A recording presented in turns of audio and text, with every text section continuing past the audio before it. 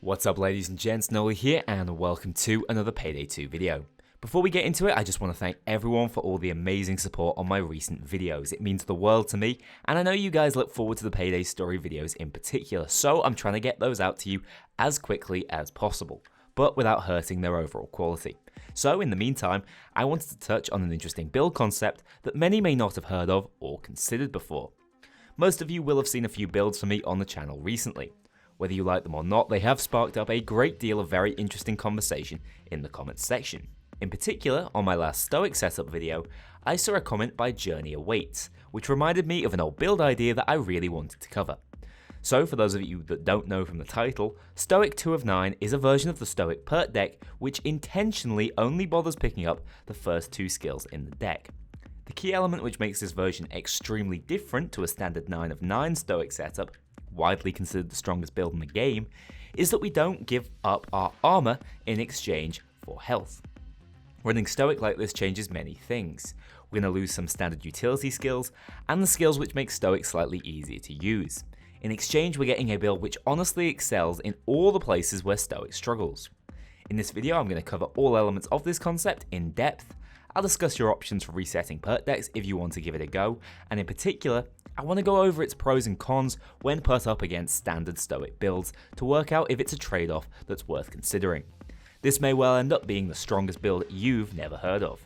Let's get into it. First things first, what are the primary differences between Stoic 9 of 9 and Stoic 2 of 9? Which really should have a better name, so from now on I'm going to call it Standard Stoic and Armored Stoic respectively. Anyway, how can this perk deck not only be viable on all difficulties before completion, but also contest the power of its fully built counterpart? Well, this comes down to the perk Unmoved, which states all of your armor is converted and applied to your health. With this, Stoic becomes the health tank setup we're used to.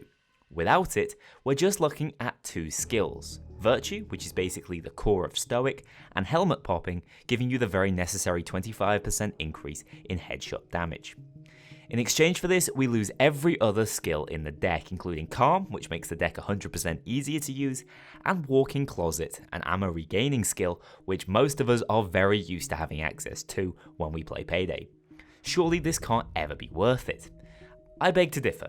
With Armored Stoic, we're no longer reliant on health as a resource, meaning we get access to skills like Berserker and Frenzy, giving us more damage and even more damage reduction, as well as making Doctor's Bags a more viable option for us. Beyond this, armor also has the property of regeneration, meaning it's a self-managed resource. So instead of Stoic hitting your health with the damage over time effect, it will have to go through your armor first.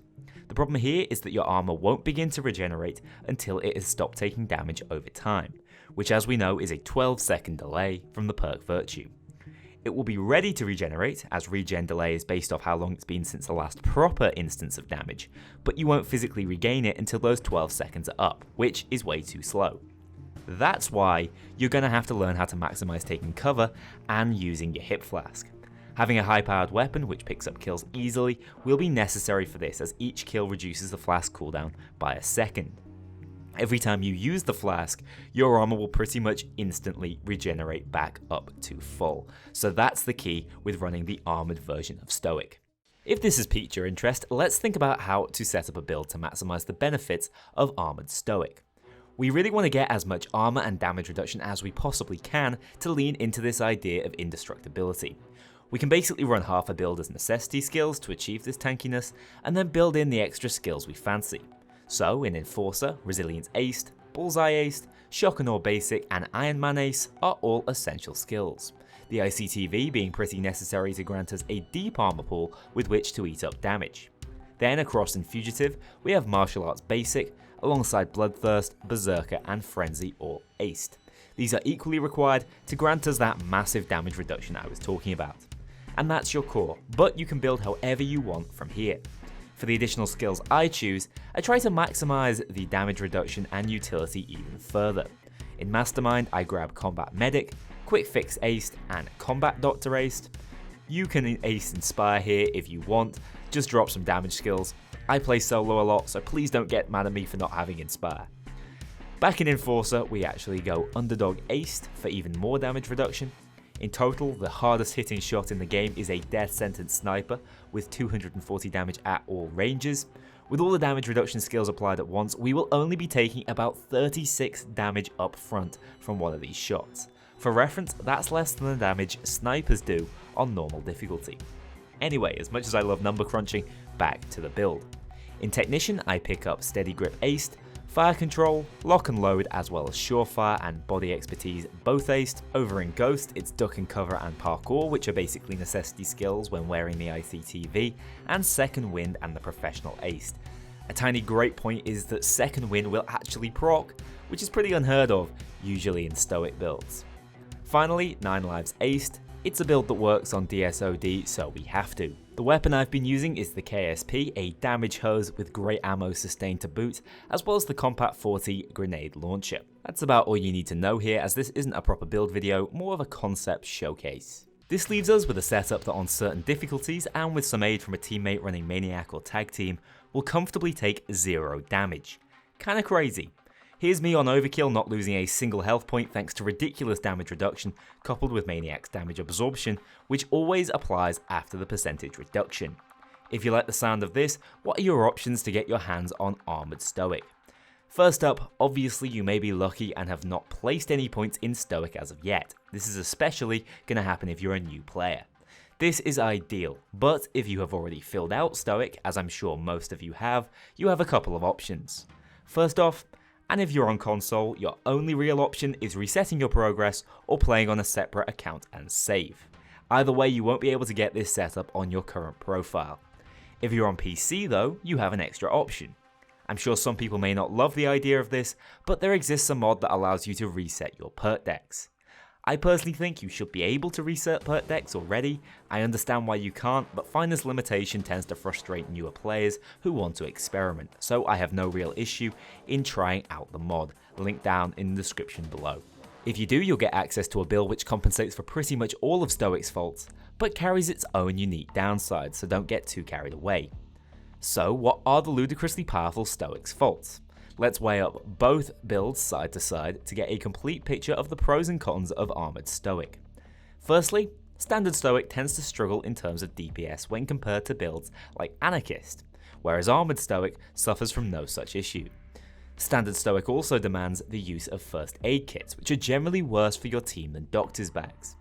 Its most egregious downside though is its susceptibility to double downs, a situation where you're knocked straight back to the ground after being revived. Particularly a problem because of the extremely small health pool of Standard Stoic upon a revive. Armored Stoic avoids this issue altogether as you revive with full armor. Armored Stoic's other pros include being virtually unkillable on lower difficulties due to insane damage reduction. It offers a greater variety of build options as only half the build is really mandatory, as well as just being a fun and unique playstyle far removed from other death sentence setups. On the negative side of things, it suffers from a lower ammo pickup, reducing the variety of weapons that are viable in the build. I personally think LMGs are your best and only options. It's far less of a viable leveling build due to losing standard perks like Blending In and Fast and Furious. The progress reset is really frustrating as 2 of 9 is just generally a pain to access. I'd say it's a harder playstyle to master than normal Stoic, as at least there you get the benefit of other perks to assist you. It can also get you into bad habits for your regular Stoic build, particularly overusing the hip flask. We also lose the powerful synergy we had with Partners in Crime aced, and finally, it's just plain awful on maps without cover, as your armor will never get the chance to regenerate. So on balance, where does this leave us with the build? Well, if Unmoved was at perk number 9, I think this would be the best uncontestable build in the game. As it stands at perk 3, it leaves us with a tough decision. Overall, I think if you're just playing through the game normally and leveling, there's no reason to stop at this point in the perk deck for all the quality of life improvements you'll get later on. Not having a full deck limits your experience gain, weapon viable variety, and even your damage potential, which really sucks. But if you're someone who's been playing for a long time, stopped leveling, and maybe just wants to see what they're capable of on the hardest difficulty, it's well worth giving it a try, as you can't argue with its potency. I think it's probably stronger on balance than most other build options in the game. Of course, any build that competes with Standard Stoic has to be pretty good, and this one even deals with virtually all of its downsides. My conclusion then is to give it a go if you have the ability and desire to, but don't think it's a necessity to be at the height of the meta. I personally really hope people learn about this and don't start kicking players for having Stoic decks which aren't fully leveled. That does it for this video. Thanks a lot for watching, ladies and gents. 7 years on with Payday 2 and I'm still having a great time, learning new things and loving making content for this great game. I'll be back very soon with more Payday 2 content.